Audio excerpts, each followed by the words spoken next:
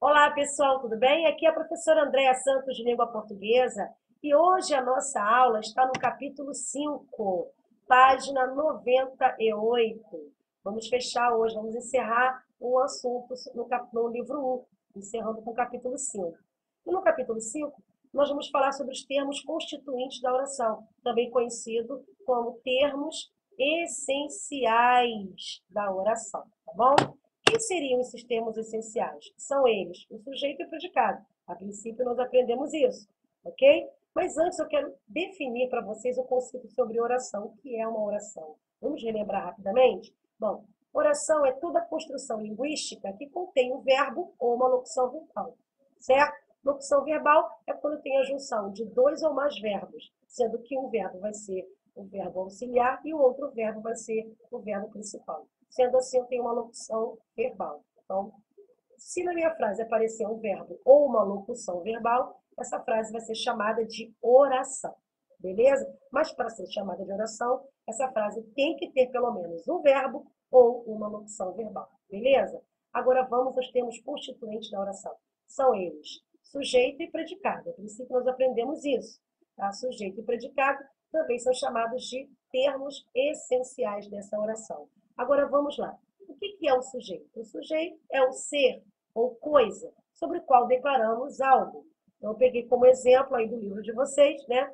Um exemplo, os alunos dedicados chegaram calmamente. Quem é que chegou calmamente? Os alunos dedicados. Então, eu estou falando algo sobre, estou declarando algo sobre o ser, que no caso são os alunos. Foram eles que chegaram calmamente, né? Os alunos dedicados. Sendo assim, os alunos dedicados é o sujeito da minha oração. Beleza? Daqui a pouco nós vamos falar sobre núcleo, núcleo do sujeito, porque o sujeito ele tem que ter núcleo, ou seja, a palavra base, a palavra mais importante. Vou mostrar daqui a pouquinho para vocês, tá bom? E o predicado? O que é o predicado? O predicado é tudo aquilo que dizemos sobre o sujeito. Eu peguei também o mesmo exemplo. Os alunos dedicados chegaram calmamente. Então, vamos fazer a pergunta: os alunos dedicados fizeram o quê? Eles praticaram uma ação. O quê?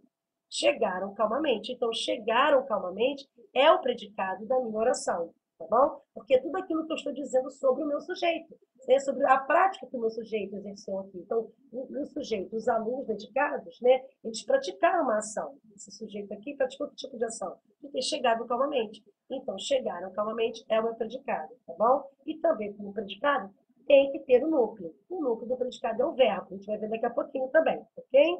Só que tem um detalhe, nesse estudo, né, do capítulo 5, eu não vou me aprofundar sobre os tipos de predicado não, tá, pessoal? Isso vai ficar para uma próxima aula. Eu só vou aprofundar aqui os termos constitutivos de uma oração, ou seja, os termos que participam, que fazem parte da oração, tá? A princípio são sujeito e predicado, tá bom? Mas só que agora nós vamos entender que além do sujeito e do predicado, existem também outros termos, tá? Outras unidades que vão compor o meu sujeito, tá? E que também vão compor o meu predicado.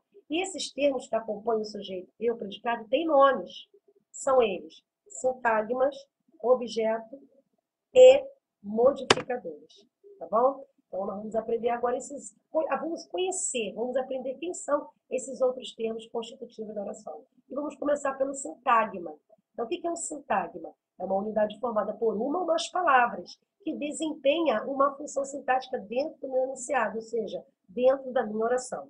Então, eu peguei o mesmo exemplo anteriormente, tá?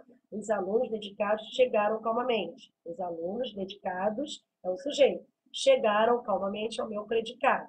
Agora tem um detalhe, eu gostaria de citar para vocês que os sintagmas eles vão aparecer de duas maneiras aqui. Eles podem ser sintagma nominal ou sintagma verbal. Vocês vão saber agora o que é isso dentro do exemplo. Vamos lá? Vamos analisar primeiro um exemplo, tá? Dos alunos dedicados aqui, o meu sujeito, né? Os alunos dedicados. Depois a gente vai analisar isoladamente o predicado. Chegaram calmamente, ok? Então, analisando o sujeito e os alunos dedicados, eu tenho um núcleo. Quem é o núcleo desse sujeito? O núcleo é a palavra alunos. É a palavra base, é a palavra mais importante do meu sujeito. Então, alunos é o meu núcleo do sujeito, ok? Bom, sendo assim, eu tenho aqui um substantivo, no caso, alunos. Beleza? Alunos é o núcleo, é a palavra mais importante do meu sujeito. Foi? Agora, a palavra alunos vem, ela aparece sozinha aqui? Não. Ela aparece na companhia de outros termos. Quem são esses outros termos? O meu artigo os, que está aqui, né? O artigo definido os, que a função do artigo é caracterizar, é acompanhar o substantivo, não é isso? O substantivo alunos. É essa a função do artigo, beleza. E também o substantivo alunos, que no caso é o meu núcleo, ele também aparece acompanhado do adjetivo dedicados. Adjetivo, ele também serve para qualificar o substantivo, né? Da característica do substantivo, beleza? Então, o meu núcleo, né? O substantivo alunos, ele aparece acompanhado de dois termos, artigo, os, e adjetivo, dedicados.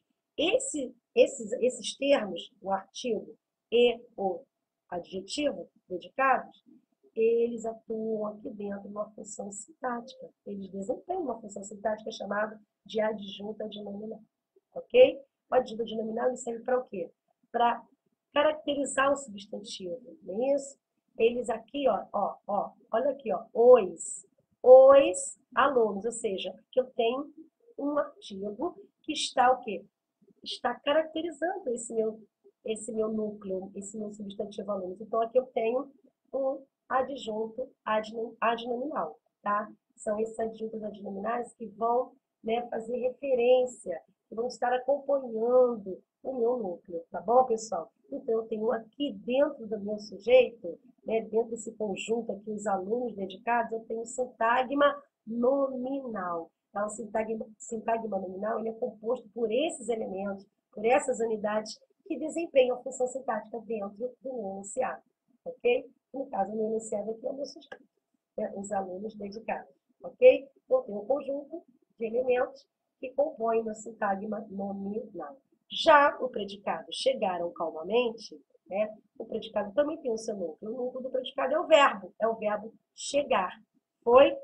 Então, se eu já tenho um núcleo no meu predicado, esse núcleo é um verbo, eu já sei que esse verbo não está sozinho. Se vocês observarem aqui, o verbo chegar está acompanhado de uma palavra, de um termo, que é o termo calmamente, ou seja, é um advérbio. Sendo assim, esse advérbio, ele está modificando, né, o meu verbo chegar. É a maneira, é o modo de como os alunos dedicados chegaram. Então, dentro do meu predicado, esse advérbio, ele também, por estar acompanhando o núcleo do predicado, que é o verbo chegar, eles formam um sintagma verbal. Tá? Então, o sintagma verbal é o conjunto de termos, tá bom, gente? Que compõem o meu predicado, tá bom? Sintagma verbal é o conjunto de termos que compõem o meu predicado. O meu predicado tem verbo e tem advérbio. Então, tem o sintagma verbal aí dentro. Beleza? Bom, vamos conhecer agora um outro termo constituinte da oração, que pode aparecer, tá? Pode aparecer dentro da oração. É chamado de objeto. O que é objeto? É o termo que vai completar o sentido do verbo transitivo, tá? Podendo ser direto ou indireto. Ou seja, agora nós vamos ter que relembrar a transitividade verbal, né? Saber quando o verbo é transitivo direto ou quando o verbo é transitivo indireto. Será chamado de verbo transitivo direto todo verbo que não exigir a preposição, na presença da preposição. E o verbo transitivo indireto é quando, né, o meu verbo exige a presença de uma preposição, ok? Então, vamos lá? Observe o exemplo seguinte. Os alunos realizaram uma feira de ciências. Então, os alunos é o sujeito, ok? Os alunos é o sujeito da minha oração, cujo núcleo é a palavra alunos, é o núcleo do meu sujeito. Beleza? Isso aí vocês já estudaram comigo, né? Anteriormente aqui, como eu falei antes. Beleza. Agora, o predicado é tudo que sobra. Realizar uma feira de ciências. Então, eu tenho a presença do meu verbo realizar, né, que é o verbo de ação. Então, aí marca a presença do meu predicado. Realizaram numa feira de ciências é o meu predicado. Beleza. Bom, agora vamos fazer a perguntinha. Os alunos realizaram o quê?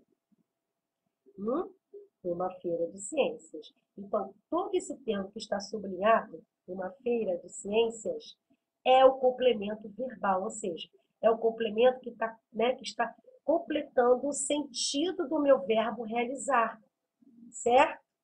Bom, sendo assim, quem realiza, realiza alguma coisa. Realiza o quê? Ou seja, o verbo realizar não exige a presença da preposição. Sendo assim, o verbo realizar é transitivo direto. Logo, todo complemento que eu destaquei, uma feira de ciências, vai ser chamado, esse complemento vai ser chamado de objeto direto. Por quê? Por que objeto direto? Porque está completando o sentido do verbo realizar, que é transitivo direto. Logo, uma feira de ciências é o meu objeto direto. Ok, pessoal? Bem, e o modificador? O modificador também é um termo constituinte de uma oração, que pode aparecer, tá, gente, na oração. Mas se ele aparecer, vocês já estão atentos. Vamos ver?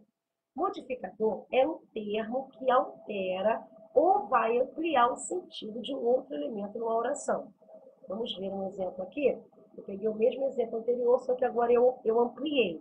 Vocês vão ver como. Vamos lá? Os alunos realizaram uma feira de ciências na última semana. O sujeito, os alunos. Beleza. Predicado, realizaram uma feira de ciências na última semana. Então, tudo isso aqui é predicado, porque tem o verbo realizar. Então, ele que marca, né, o meu predicado. Beleza. Bom, já sei que o verbo realizar é um verbo transitivo direto, porque quem realiza, realiza alguma coisa. Realiza o quê? Uma feira de ciências. Então, uma feira de ciências aqui é um objeto direto, porque está o quê? Completando o sentido do verbo realizar, que é o verbo transitivo direto. Isso vocês já viram comigo antes. Beleza? Agora, nós vamos fazer uma outra pergunta. Os alunos realizaram uma feira de ciências quando? Quando? Na última semana. Então, esse termo, na última semana, é o adjunto adverbial de tempo. Por quê? Porque está ampliando o sentido de um outro elemento na oração. Que outro elemento é esse? A feira de ciências. Quando eu disse, os alunos realizaram uma feira de ciências. Quando? Eu fiz essa pergunta. Quando? Eu quero saber quando. Quando que essa ação aconteceu? Na última semana. Então, o termo na última semana está ampliando esse sentido, ou seja, é um modificador, tá? Pode aparecer na oração. Sim, pessoal. Então, vocês já, né, todos vocês já devem ficar atentos. Então, sendo um modificador, esse modificador na última semana recebe o nome de adjunto adverbial de tempo. Ok? Agora vamos falar sobre os tipos de sujeito, conforme prometido no início dessa aula. Tá bom? Bom, existem vários tipos de sujeito. Sujeito simples, sujeito composto, sujeito oculto, que também é conhecido como sujeito elíptico ou desinencial, e o sujeito indeterminado, também o sujeito inexistente, que também é conhecido como oração sem sujeito. Vamos ver cada um deles agora? Bem, o que é um sujeito simples? Como o próprio nome diz, sujeito simples é aquele sujeito que vai possuir apenas um núcleo. E este vai vir exposto, tá? Ele vem exposto, tá? Ele vai vir exposto. Olha o exemplo, quer dizer, os exemplos, né? Os homens destroem a natureza. Quem destrói a natureza, pessoal? Os homens. Beleza. Quem é o núcleo desse sujeito? Os homens. O núcleo, como eu já falei, é a palavra base. É a palavra mais importante. Então, o núcleo aqui é a palavra homens. Beleza. Bom, quantos núcleos eu tenho? Um só. A palavra homens. Se o meu sujeito só tem um único núcleo, eu tenho um sujeito simples. A mesma coisa no segundo exemplo. Deus é perfeito. Quem é perfeito? Deus. Quem é o núcleo do meu sujeito? Deus. Só tem um único núcleo. Se só tem um único núcleo, eu tenho um sujeito simples. E o último exemplo. Os alunos estudam para a prova. Quem é o sujeito? Os alunos, né? Porque eles que estudam, não é isso? Os alunos. Ótimo. Então, quem é o núcleo desse sujeito? Os alunos. É a palavra alunos. Se eu tenho um único núcleo, eu tenho um sujeito simples. Ok? E o sujeito composto? É o contrário do sujeito simples, tá, gente? Sujeito composto é quando o meu sujeito possui dois ou mais núcleos, que também vêm expressos na oração. Então, eu coloquei alguns exemplos aqui. Vamos lá? As vacas brancas e os touros pretos pastavam. Quem é que pastava? As vacas brancas e os touros pretos. Então, esse é o meu sujeito, beleza? Então, o sujeito. Eu já identifiquei as vacas brancas e os touros pretos. Beleza. Então, quem são os núcleos desse sujeito? As palavras bases, mais importantes. São as palavras vacas e touros. Então, eu tenho dois núcleos, vacas e touros. Se eu tenho 2 núcleos, eu tenho um sujeito composto, ok? O exemplo abaixo.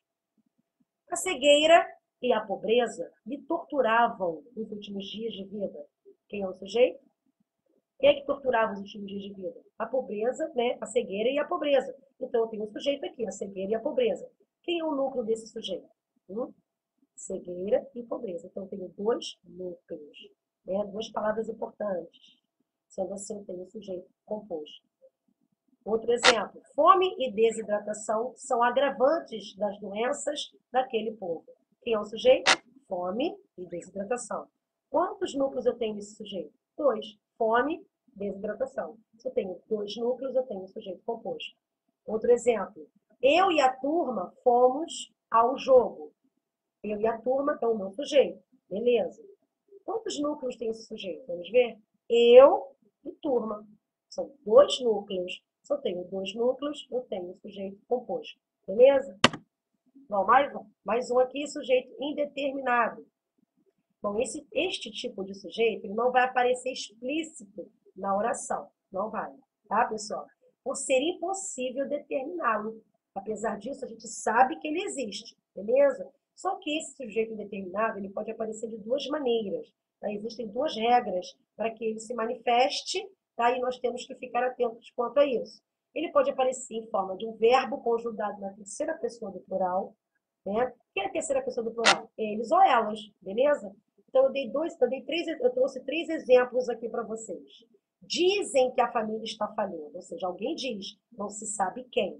Então, vocês perceberam que o verbo dizer está conjugado na terceira pessoa do plural? Ó, nós dizemos, eles ou elas dizem.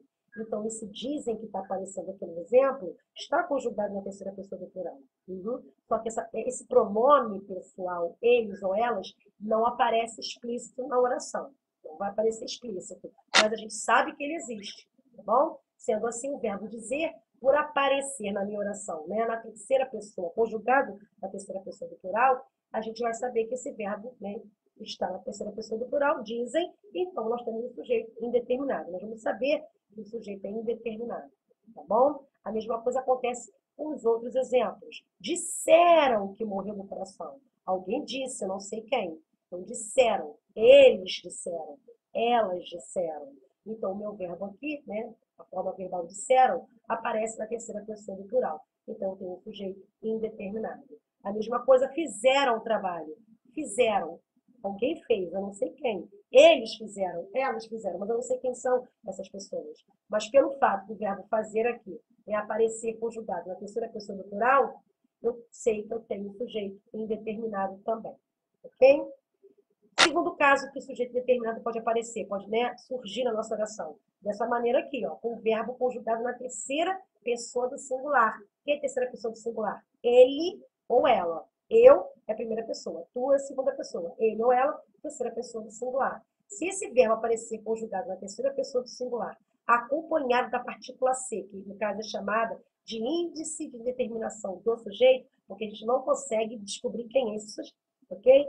Percebam só o exemplo. Precisa-se de mão de obra especializada. Não se pode determinar quem precisa. Eu não sei quem precisa. Alguém precisa. Precisa que está conjugado na terceira pessoa do singular. Eu preciso, tu precisas, ele precisa, ou ela precisa, não sei quem é. E esse verbo precisa está acompanhado da partícula C, que é chamado de índice de determinação do sujeito. Logo, precisa-se de mão de obra especializada, né? É um sujeito indeterminado, porque eu não consigo determinar quem é que precisa. Tá? O verbo está na terceira pessoa do singular, eu não sei quem é. Tá bom? E, por último, o sujeito inexistente, também chamado de oração sem sujeito.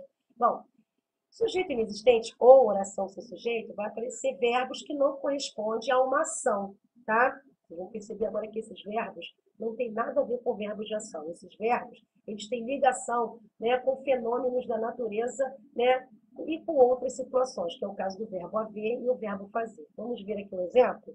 Bom, primeiro caso em que ocorre oração sem sujeito, né, ou melhor, sujeito inexistente, é a mesma coisa.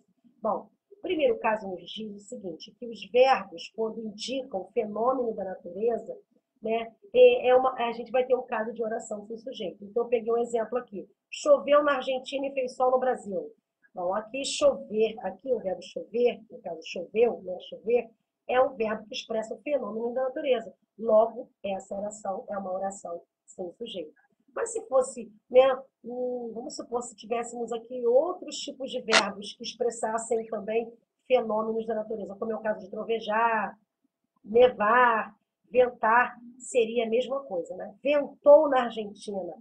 Então, o verbo ventar, por estar ligado a fenômenos da natureza, também vai ser uma oração sem sujeito, ok, pessoal? Encontrou um verbo dentro da oração expressando fenômeno da natureza, já sabe que aquela oração é sem sujeito, ok? Segundo caso, se na minha oração apareceu o verbo haver com o sentido de existir ou no sentido de ocorrer, a minha oração também não vai ter sujeito.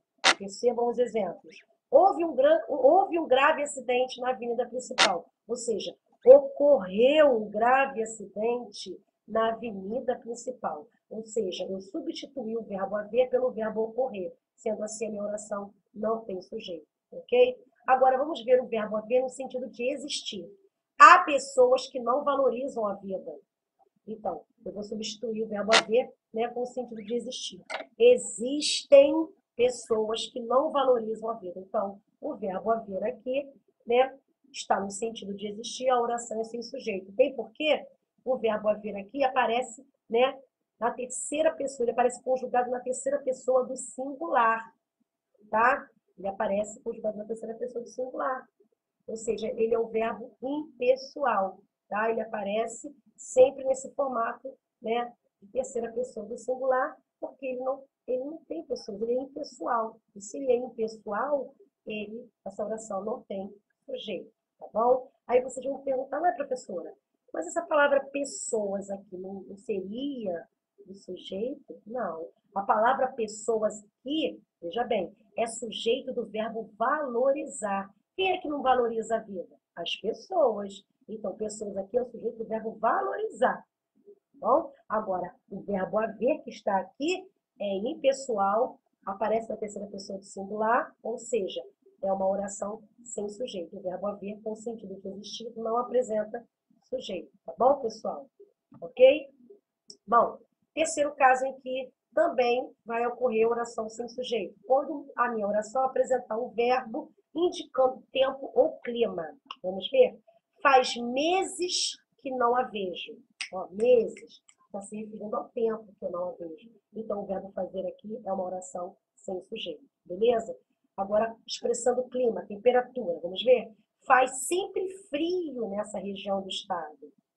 Frio. Ó, clima, né? Temperatura. Então, o verbo fazer aqui também é uma oração sem sujeito, tá? Porque está indicando o clima, temperatura. Sendo assim, não tem sujeito, ok? É diferente da gente falar, os alunos fazem os exercícios. Quem é o sujeito? Os alunos. Por quê? Porque o verbo fazer, aqui dentro da minha oração, né? É um verbo de ação, expressa ação. Logo, tem sujeito, os alunos. Aí sim, tudo bem. Mas aqui dentro desse caso, quando o verbo fazer indica tempo ou clima, o tempo decorrido, tá, gente? Tempo decorrido. No caso, faz meses que não a vejo, ó, tempo decorrido, meses, né? Assim, referindo ao tempo que não a vejo. Então, aqui, né, quando o verbo fazer indica tempo ou clima, a oração não tem sujeito. Beleza, pessoal? Encerramos aqui a nossa aula. Desejo a todos bons estudos. Não esqueçam de dar um like nos nossos vídeos, tá bom? Fiquem todos com Deus e até o próximo vídeo.